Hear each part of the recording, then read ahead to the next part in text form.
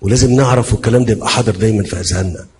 وانا بفتح حنفيه الميه كده اعرف ان الميه اللي بتخش لي دي بتتكلف كام، بحيث ان انا ما اقولش ده اولا عشان ارشد استهلاكها وده امر طبيعي، وكمان في نفس الوقت عشان ما اقولش الميه غاليه عليا او الكهرباء غاليه عليا. ده كل ده اذا كانت الميه بتتكلف المتر 160، طب احنا بنديه للمواطن بكام؟ بكام؟ قول يا دكتور. فلو انت جيت النهارده اتكلمت في كهرباء بدون دعم مطلق وغاز بدون دعم مطلق، الناس مش هتستحمل. ده عايز الاول اغني الناس، اغنيهم، بدل ما بياخد 1000 يبقى بياخد 1500 2000.